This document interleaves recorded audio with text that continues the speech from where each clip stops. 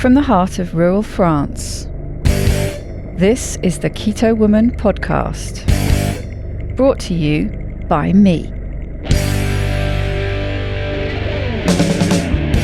Hello Keto Lovelies, I'm Daisy Brackenhall, and I've spent most of my life struggling with my weight and confidence, and have always had a difficult relationship with food. Even when I finally got to my target weight, after weight loss surgery and eating low carb, I couldn't maintain it and I was miserable. I've been keto now for over 2 years, and it has given me the freedom to fall in love with food again, without the constant gain, loss, guilt, virtue cycle of before. Health and happiness is where it's at now, running on fat. Welcome to the Keto Woman podcast. Each week I'll be chatting to inspirational women, maybe even the odd man, to discover the secrets to their success so that I can share them with you. So what is keto? Keto is a way of eating that enables you to switch your body's main fuel source from sugar to fat. Who doesn't want to be a fat burner, right? But how do we achieve this? A great place to start is by keeping carbs under 20 grams a day. So things like leafy greens and above ground vegetables, plus some nuts and seeds and the incidental carbs you find in things like full fat dairy. Choose delicious fatty proteins and be free and easy with oily dressings on salad and butter on your veggies. Once you're in the swing of things, you can tweak it to suit you. Make your own personalized keto. You'll hear all sorts of ways to keto from my guests. There is no one way to do keto, no one size fits all. I hope to show you just how flexible and fabulous this way of eating can be. I'm not a doctor, and most of my guests won't be either, so we really can't give you medical advice. It's always best to consult your own doctor when making big changes to your diet and lifestyle, because they know you and your medical history, and so have access to the bigger picture. Wouldn't it be helpful to have one place where you could find all the links? Want to sign up to my new Patreon exclusive Facebook group, Daisy's Lovelies? No problem. How about subscribing to my YouTube channel? Please help me notch up my first 1,000 subscribers by going to links.ketowomanpodcast.com and following the YouTube link. Not following me on Instagram yet? Hit the Instagram button. You get the idea. All the buttons, all the links you need are at links.ketowomanpodcast.com. Thank you, Jennifer Reichau, for supporting me and this podcast by making a pledge at my Patreon page. Do you want to hear your name here at the top of the show? Are you enjoying this podcast and would like to help me make more episodes? Then head over to my Patreon page at patreon.com/ketowoman or hit the support button on the Keto Woman podcast website. It means a great deal to me, and you will get to headline the show just like Jennifer did today. Well, we are here, episode 100. Can you believe it? Thank you so much for sharing this adventure with me. I couldn't have done it without you. It was only fitting that I find someone special for the 100th episode. That someone is April Ihly. I've known April for a while now, and she shares her trials and tribulations with us in my Facebook group. We all adore her, and I know that the KKBs are going to be as thrilled as I am to celebrate her as Extraordinary Woman number 100. April is a busy mum of one amazing teenager, 2 dogs and 2 cats. She lives in Oregon and is currently working on her 3rd new career in life while still holding down a full-time job and assisting in caring for her mother who has early onset Alzheimer's. She has struggled with weight and emotional issues for over 30 years, bouncing back and forth between diets, depression and anxiety. In 2016, she found keto, and although she felt a little better physically and emotionally, she still wasn't losing weight and only lost a little inflammation. Being morbidly obese and knowing that she might not have a lot of time left to get healthy, she was determined to figure out what was going on. Who would have thought the answer lied in butter? April's story is a long one, and I didn't want to hurry it up, so I've split the episode in 2. Here is the first part.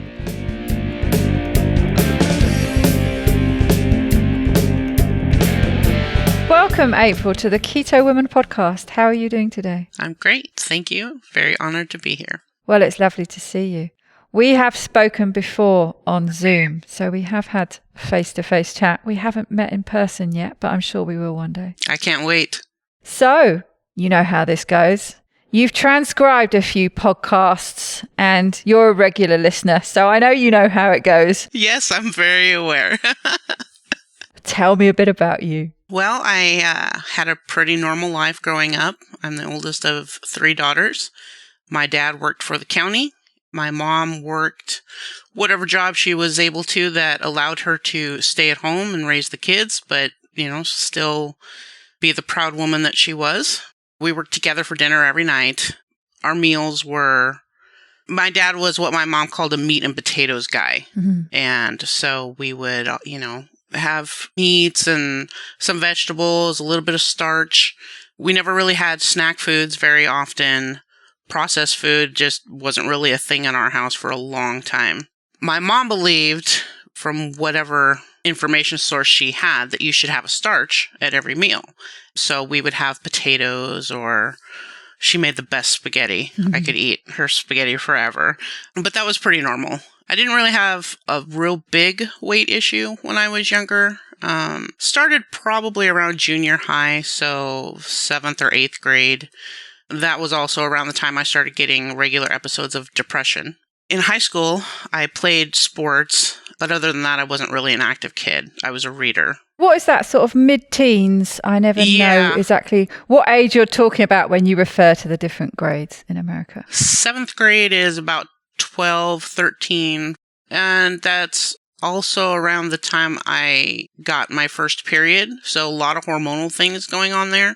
Probably played a part in several of the things that I was going through, like the depression and anxiety, just kind of worrying a little too much about everything that was going on around me. I started having problems with my self-esteem around that time too. When I got to high school, so that's 9th, 10th grade, 15, 16, like I said, I played sports, but there was almost always a period of time between when classes ended and practice began, or waiting for the bus to take you to the next game you were going to play. And I started to fill my time visiting vending machines, and I would fill my bag with snacks because I was bored and there was nothing else to do. And then when you go for an away game and the bus is taking you wherever with your team, if it's pretty far away, they're going to stop somewhere and let you get some dinner. And of course, it was always fast food. There was a gas station across the street from the school, and I took public transportation about 10 miles home. So I would sit at the bus stop, and if it was taking long enough for the bus, I'd just pop into the gas station and grab more food, which is, of course, it's always snack food. So not good stuff for you at all. And I would do that, and I would eat it on the way home, and then I'd go home and have dinner with the family.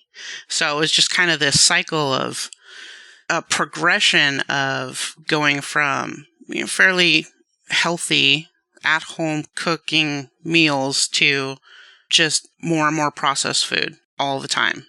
And it became my go-to, whatever my emotion was, whether it was boredom, I had a frustrating day at school, or whatever the case may be. I just started turning to food. After high school, I got my first job, my first real job, and it was working the cash register at a fast food restaurant. I was in that job for close to 20 years. It was an absolutely horrible job. I did have other jobs at the time, but I always ended up going back to fast food because I was really good at it, and it was comfortable for me. But it really was awful. I worked my way up from the front counter person taking orders all the way to the store manager. I was a troubleshooter for a period of time, which is a manager who goes from store to store, gets them in line so that they're performing well again, and then moves on to the next store, it can be pretty stressful because you're moving in over another manager and pointing out everything that they're doing wrong. And so, there's some hostility there. You're always kind of the enemy. Exactly. Really, that's exactly it. And is that the sort of the element that was when you talk about it being a horrible job? Yeah. Is that part of it? Very stressful. It was a very stressful job. Customers are horrible. Anybody who works in public service is going to tell you that even though the customer is supposedly always right, they're pretty awful about it. I've had food thrown at me. Wow. I've been threatened because one of my employees forgot to not put pickles on somebody's sandwich. It's not a good environment. On top of that, how we were treated by the people that we worked for was not stellar by any means. We were scheduled for 60-hour shifts, but as the store manager, I was constantly on call. There were many, many times where I'd get a phone call on my day off. Somebody didn't show up for their shift, so I'd have to go in and work, a double shift. There were a couple times where I actually worked 3 shifts in a row. I never got a chance to go home and sleep. And you couldn't get time off if you needed it. Everything was a battle. Well, it doesn't sound like the time off that you were thinking that you had off, your weekend, as it were. Right. But the time off that you'd expect every week, it doesn't sound like you could ever rely on it. So you couldn't make plans for proper downtime. Exactly. You couldn't make any plans. Like, I remember I had to almost bribe somebody to cover a shift for me so I could go to my grandmother's 90th birthday party and my sister's college graduation. Important things that other people in the world can go to, right? But you're a fast food manager. You have to be here whenever we need you. And we don't care what's going on in your life. You shouldn't have a life. You're supposed to be here. It was just super stressful. I had a few anxiety attacks because of that job. I ended up in the hospital twice, several years apart, but both times I thought I was having a heart attack. My anxiety was so bad.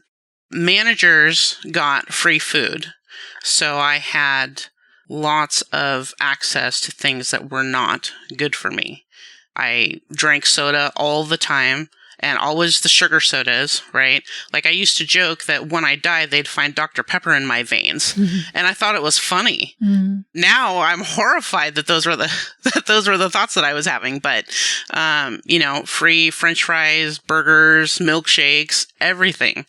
I didn't eat a lot, but I was eating it, every single day because I couldn't afford really to buy much in the way of groceries.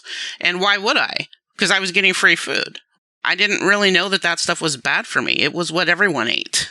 And I bet you weren't allowed the time, even if you were having that food and, the kind of choices you made within that environment, because as we know, there are ways to eat healthily in most fast food joints. But I bet you wouldn't have been allowed the time to actually sit down and take some time and have a proper meal. That's absolutely right. I bet you were just grabbing mouthfuls here and there pretty well consistently, all the way during the day. Yes, there were many days I didn't have any time to sit down and eat. And so you're right. I would just, go grab something, pop it in my mouth, and then run off to the next thing. Probably a lot of grazing, Mm. None of the stuff, obviously, was the kind of food that I was used to. My mom made home-cooked meals every night, but nobody ever really said anything. People commented on my weight, of course.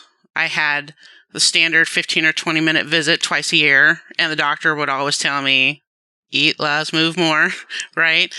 Eat more salads and get more exercise. And then that was the end until the next visit. Nobody ever really directed me on, these are the things that you're doing that are probably not really good for you, so let's do this instead. I never had any of that until I started getting more and more sick. I did go through some time where I was trying a lot of different diets. I did Nutrisystem, I did Slim Fast. I never did Weight Watchers because I think I knew even back then that public shaming wasn't going to be my thing. I had an aunt who was in Weight Watchers, and she told me, yeah, you go in and you get weighed in front of everybody, and then everybody comments on how well or not well you've done, and that was not for me. I was going to say, yeah, that doesn't sound like much fun, does it? No. I even did this weird, crazy thing where you attach small metal balls or beads to your outer ear, and it was supposed to help curb your appetite or something. Right. It didn't work. It doesn't sound like it would work, no. Yeah, I don't even remember whatever supposed science there was behind that, but, I was desperate, I do kind of remember, actually, I vaguely remember there was supposed to be some kind of pressure points around your ears somewhere. Maybe that's what it was. Yeah, it must have been something to do with that. I do vaguely remember reading that, yeah. Yeah. I did Atkins. I lost 80 pounds doing Atkins. Wow. But then I ate a noodle and gained it all back, plus some, right? At one point, later in life, I was engaged to be married. I broke up with the guy about a month before the wedding because I found out that he'd been cheating on me the entire 5 years we'd been together. At that point, I fell into a very, very deep depression. I could hardly function. I was kind of on the outs with my family at the time, so I didn't really have anyone to turn to. I was fighting through all of that emotional pain alone. It was so hard. I remember one day working the drive-thru, and I was crying in between customers. I would take an order, start bawling again, take another order, keep crying. I mean, it was so hard going through all of that. But that was the day that I decided, okay, enough is enough. No man is worth what I'm going through, and I need to work on me. I need to start healing my heart, and so it was tough, but obviously I got through it. My son was born in 2003. I was a single parent, still working in this very high-stress environment. I had headaches all the time. I used to keep a 500-count bottle of ibuprofen on my desk, and I ate it like candy all day long. I was fortunate in the fact that I had my parents to turn back to when I would get those late-night calls or, the weekend calls. My mom eventually became the family babysitter when my sister started having kids. It was just a blessing. I don't know what I would have done if I didn't have them. Finding babysitting for middle of the night phone calls, or this is the 12th day in a row you've needed me to babysit, it's just impossible and very expensive. I bet, yeah. It was real great when my mom did that. Then in 2009, I lost my job, which of course caused another very, very serious depression. I'm the kind of person who's kind of defined by my work and my work ethic. I'm probably more on the extreme side of work ethic. I'd never in my life lost a job. It was just devastating. It was unfathomable to me that I had lost that job.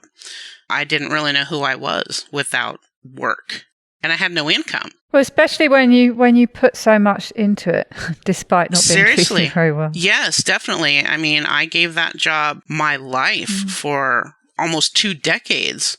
All of the blood, sweat, and tears, and in return, I got booted. I mean, it turned out to be a blessing in disguise, right? I mean, I probably shouldn't have stayed at a job that was giving me anxiety attacks and the stress and depression and all those horrible things. But at the same time, we have a comfort zone. And even if it's painful, sometimes we stay there because it's comfortable and we know it, right? Well, change is scary, isn't it? It is absolutely scary, especially something you've been doing for so long. And then all of a sudden you're thrust into the unknown. And you're just like, oh my gosh, what do I do? I don't even know what to do anymore. I had managed to save a little bit of money, so I was still able to pay the rent, but I ended up on unemployment, of course, and I was also on WIC, which is government assistance for mothers and their children. And I had to do all that so that I could still pay my bills and keep food on the table. And to me, it was very demeaning. The negative self-talk I had was so real. I mean, at that point, I very literally hated myself for the situation I had put myself into. It was really all I could do to get through the day. And I don't know if I would honestly be here now if I didn't have my son at the time. I couldn't leave him, but I was in a real deep, dark place at that time. So I started working whatever jobs I could find. Eventually, I ended up working at a convenience store, which is probably not the best place for somebody with a food addiction. So very easy access to more crappy food. Yeah. I gained 90 pounds in less than a year after I lost my job. Near the end of 2010, I finally found full-time work in the finance world, so I had begun a second entirely new career. I had that job for 5 years, but it was also very stressful. And at the end, the work environment was very, very toxic. I was still gaining weight. My food choices were just ridiculous. I can think back now and wonder how it was that I hadn't killed myself with food by that point. I remember the look on a friend's face when they saw me dipping Fritos and beef jerky in ranch sauce. It was just incredible. My sleep was horrible. I was exhausted all the time. I remember feeling like I was dying when I would try to go to sleep. I actually got to the point where I would say a little prayer when I went to bed, thanking the Lord for my kid and asking him to make sure that he's taken care of if I don't wake up tomorrow. It was just awful. I had constant migraines almost every single day. One day I actually fell asleep at work. This was my new job. I was horrified. I went and got tested, and I found out that I have severe sleep apnea. When I went to the clinic's CPAP class, the doctor and all his staff said, "Thank God," and told me they were glad I showed up because my apnea was so severe that I should have been dead. Wow, really? Yeah. So it's considered an apnea if you stop breathing for 10 seconds. Okay. If you have 5 or more episodes an hour, you've got sleep apnea. Right. Severe sleep apnea is defined as 30 apneas an hour. I had over 740 apneas the night that I was tested. Wow. So I averaged about 105 apneas an hour, and each one lasted on average for 13 seconds. So I essentially was having 2 apneas a minute, which is basically hold your breath for 13 seconds, take 2 big breaths, and then hold your breath again for 13 seconds, and just keep doing that over and over. And that's what I was doing in my sleep. Because I was doing that, I was never getting into REM, because my brain was waking me up to remind me to breathe. And that's actually why I felt like I was dying. I kept waking up on the brink of falling asleep and thought that I was drifting away. And I had been doing that for at least 4 years. It was crazy. So after I was diagnosed with sleep apnea, I was also diagnosed with type 2 diabetes, which was devastating to me because my dad already had it, and both of my grandfathers, who had both died from complications from the type 2 diabetes. I got really thirsty at work one day. I just had this unquenchable thirst. And I went across the street and bought a half gallon of orange juice, and I drank the whole thing in one go. I just couldn't get enough of it. And my friend said, "I think you need to go and get checked out. That really sounds like diabetes." And so I did. I got tested. And the nurse practitioner called me at 9 o'clock at night and said, "You have to come in tomorrow morning. We need to talk to you. It's urgent." Of course, I got real worried. And I went in, and they told me that my blood sugar was somewhere around 450. My A1C was 14. So they put me on metformin. Fortunately, I never went on insulin. I was able to control the diabetes pretty well with the metformin, despite eating the standard diet that they give to diabetics, right? I actually got my A1C down to 8 at one point. In 2014, I went through a really traumatic experience with a narcissist. And that brought back all the depression and the self-loathing, and my diet totally went out the window. I had some more medications added to the pile I was already taking, 2 different medications for anxiety. I was already on a statin, plus the metformin, glipizide, a couple others I can't remember. And so what were you doing from a diet point of view, before it went off the rails, you were just trying to white knuckle it through the whole, trying to control it, as it were, with the typical eat less, move more, and dropping the fat content and all that kind of stuff, I guess. The typical advice. Yes, that's exactly what I was doing. I did the whole chicken, broccoli, and rice. Lots of rice. Rice is good for you. So pretty miserable then. There was no real comfort you were getting from food. No, I never felt good on any of the diets I had been on. I would see some successes, as in I might lose a little bit of weight, but I never felt good. I was either always hungry or I'd get irritable, so maybe hangry. I didn't even realize that I was inflamed until I found keto. I think the only way you tend to feel good is from that virtuous aspect. The only thing that feels good about it when you're white knuckling your way through a diet that you're not enjoying, you feel hangry all the time. The only good thing about it, the only time and the reason that gives you to have any kind of sort of high spirits is that you're sticking to it and maybe things are going well because maybe you're losing some weight or something. I think that's, for me anyway, that's the only sense of any kind of anything that approached being happy I got out of it. Agreed, 100%. I was proud of myself for being able to do something so hard. Yeah, exactly. Despite the fact that it didn't make me feel any better or heal me even. It was more of an emotional effect than a nutritional effect. So it's not surprising then when something really hits you from an emotional point of view that there's just no way that you're going to be able to continue with something that is so awful to begin with. Exactly. I remember my dad, of course he was concerned about my weight. He offered me a brand new wardrobe if I could just lose 100 pounds. And I'd go to him and say, Dad, I found this new diet. I'm trying this. I feel good and it's working and I'm really sticking to it. But then I didn't because it wasn't working and I didn't feel good. I got my first bout with a very serious infection called cellulitis a few years ago, 2015, I think. And that's a bacterial infection in the deep, deep layers of the skin. It eats away at you from the inside. It can lead to sepsis, and if it's severe, it is life-threatening. It's extremely painful. It feels like a million glass shards stuck inside under your skin. When I got to the hospital, my fever was 104. I had sepsis.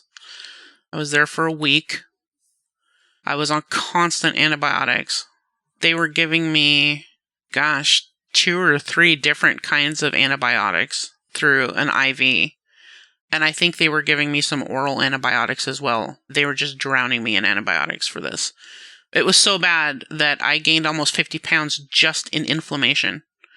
And of course, my weight was ridiculously high at that point. So when it was time for me to go home, they gave me what's called a PICC line, which is a tube that they insert inside your arm, and it runs all the way up your arm and to your heart chamber so that you can inject antibiotics there directly so it gets pumped out right away. Wow. And that was so that I could continue administering the IV antibiotics myself at home. I was on medical leave for weeks. When I finally was able to go back to work, I had to walk with a cane because I was limping so bad. The cellulitis was in one of my legs.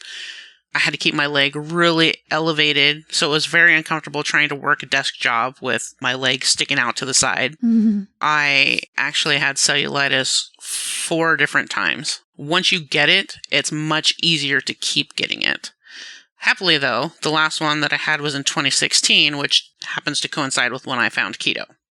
So when I found keto, there's kind of a story to that. Someone I knew at the time had told me about this totally crazy diet that he was doing that would supposedly cure all my problems, right? And this guy was very fit and healthy, but I didn't believe anything that he was telling me. Don't eat carbs, Right. Your brain needs sugar, Gluconeo, what? That's not even a thing. You're stupid. I just thought I knew everything. Right. You ate an entire package of bacon for lunch, and that's all you're eating today. Give me a break. My doctor's already told me everything that I need to know. Right. So I was just totally self-righteous on this path of he was wrong and I was right. We had some pretty heated arguments about what was best for me. He pointed me to the keto subreddit. I didn't use Reddit at the time. I have an aversion to toxic communities. But I started reading some threads, if not just to have enough information to go back and research somewhere else and prove him wrong. Yeah. That was really my motivation. So I started reading some things, and enough people were posting successes and defending them with sciencey words that my curiosity got triggered.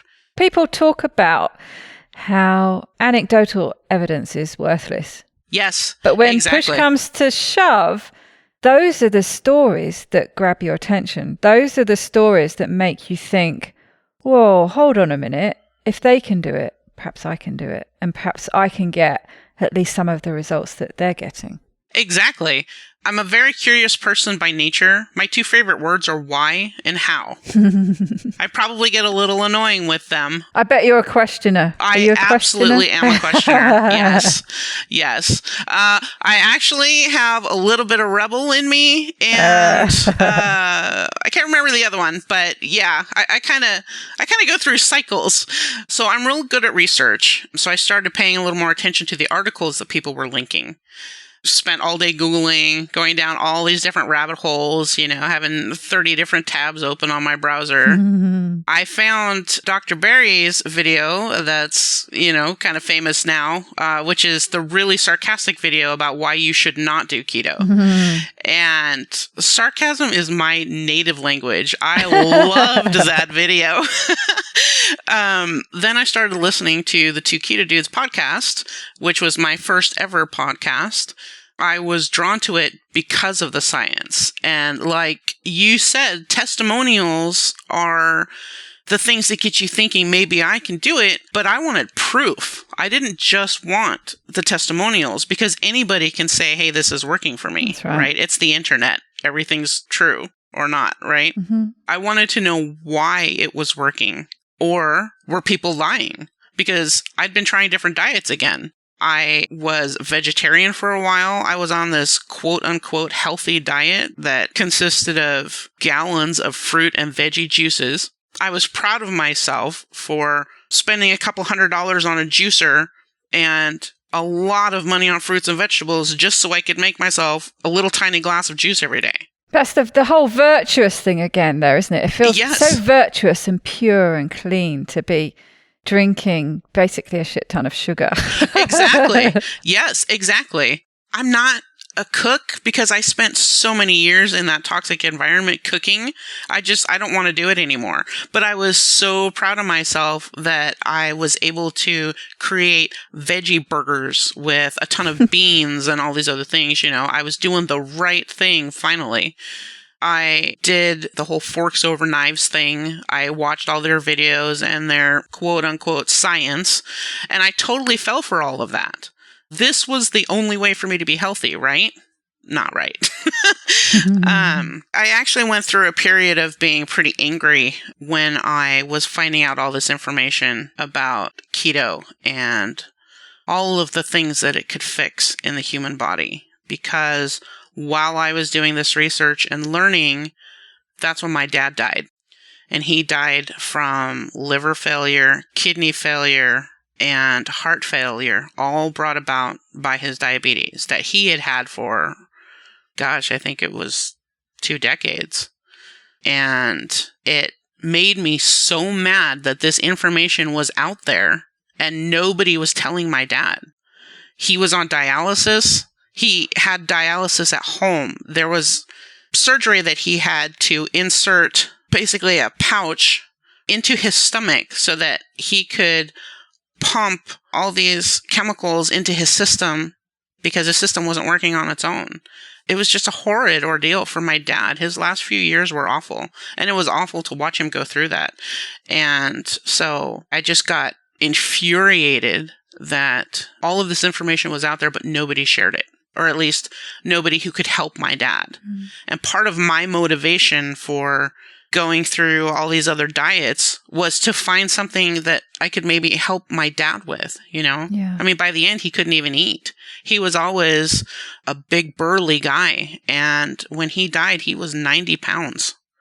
It was not, it was just not a good way for him to go. So, I really try not to think about that too much because I will still get angry about it. Of course, yeah. But I don't think that's a healthy place for me to be.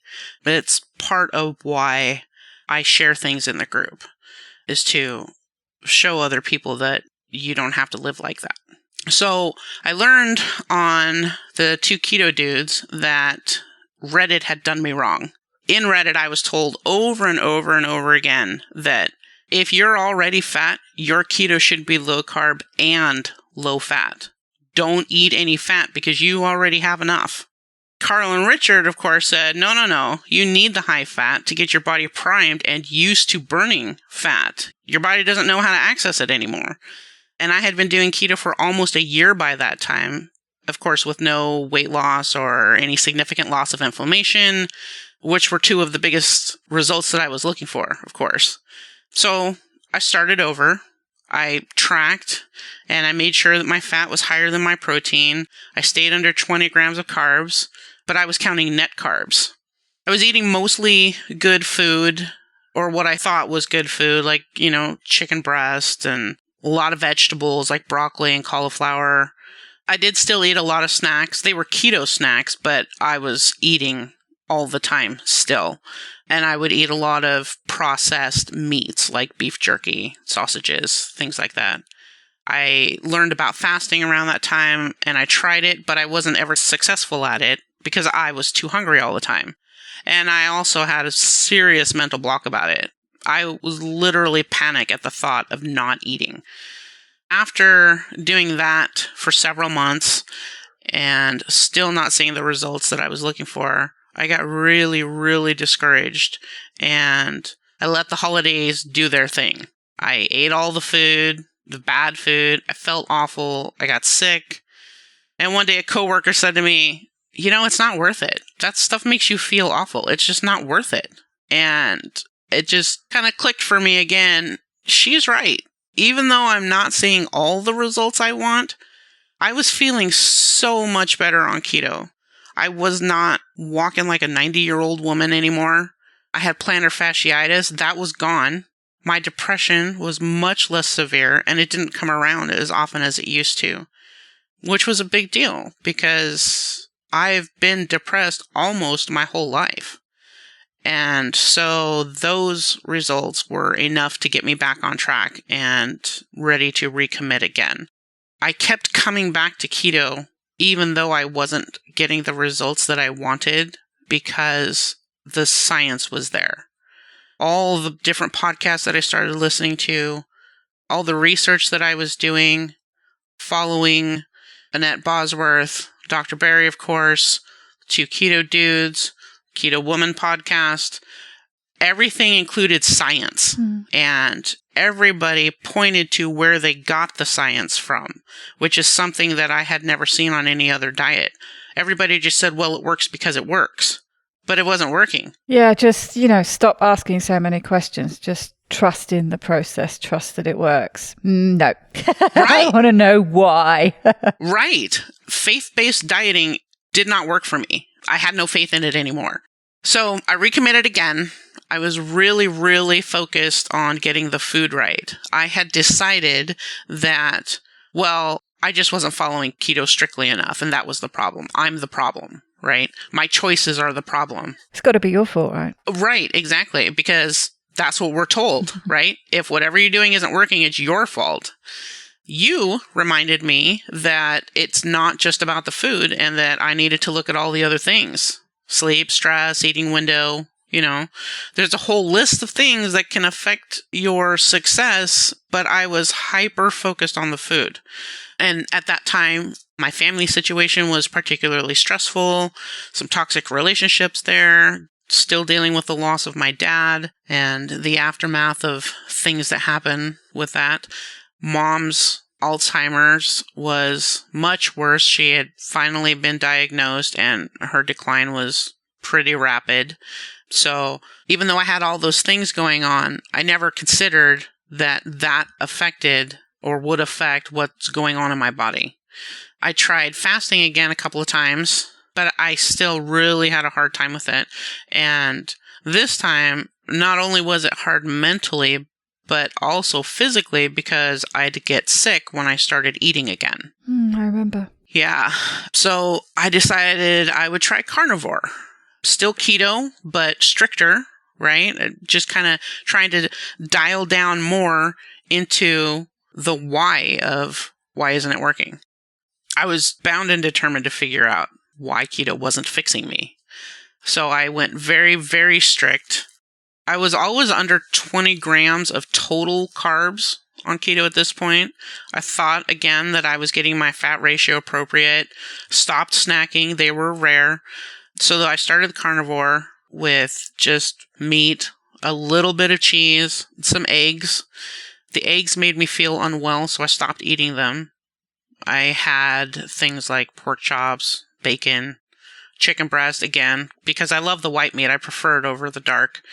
Steaks, ground beef. I drank beef broth instead of coffee because coffee made my stomach hurt. So as I was cutting things out, the things that remained, I was able to tell that they were part of the reason I wasn't feeling well. I think that when you're not feeling well all the time, you get used to it and you don't really know that you're sick, that you're not feeling well, that things are making you ill because it's just what you're used to. Well, and you do kind of acclimatize to it, don't you? It's only when you take it away for a while and then you put that food back in and it hits you all in one go. Right. That you realize how bad it was. It's just because you'd had these doses every day. Your body just adapts to it, doesn't it? And you have this, it seems like a lower level, but chronically, it's all the time. But when your body actually gets a rest, then you hit it. Feels like you've been hit with a truck. Yes, exactly. I did things like put heavy whipping cream in my coffee, which was for the fat content, but also for the sweet content. I was still having a difficult time with sweets cravings. And I remember you and I had talked about that, and you suggested, we'll try not to have anything sweet for a week and see if your cravings go away. So I did this carnivore for about 3 months, and I still didn't see any change in the weight or the inflammation. I was definitely feeling better physically, but the weight and the inflammation, those are the results I'm looking for.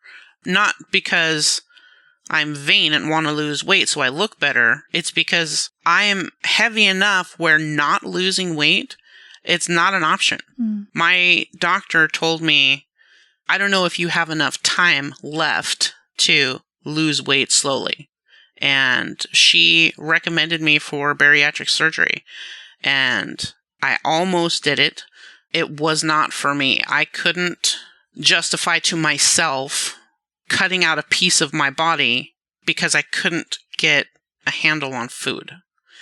And so I said, never mind, I don't want to do this, and continued trying to figure out when and how keto would work for me.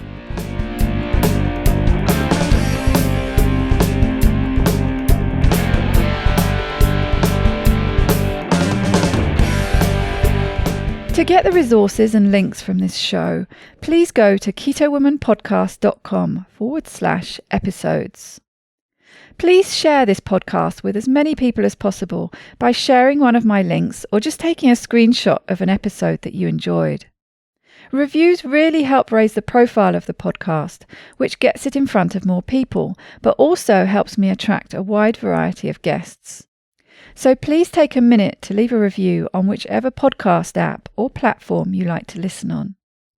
It doesn't go unnoticed by me, the people who regularly like, share and comment on my posts. Your support really does mean the world to me. Thank you. Are you enjoying this podcast? Help me make more episodes and videos by making a pledge at my Patreon page, patreon.com/Keto Woman, or simply hit the support button on the Keto Woman podcast website. Don't forget to join in the fun on the Keto Woman podcast Instagram and Facebook pages, and Daisy_Keto Woman on Twitter. Are you my next extraordinary woman? Maybe you've got an idea for a show, a topic you would like to hear about. Let me know how I can tickle your earbuds by dropping me a line at daisy@ketowomanpodcast.com. 2 quotes this week because there is no top tip. The first is from Barbara De Angelis. We don't develop courage by being happy every day. We develop it by surviving difficult times and challenging adversity. And the second is a proverb. Every flower must grow through dirt. Bye-bye, Keto Lovelies.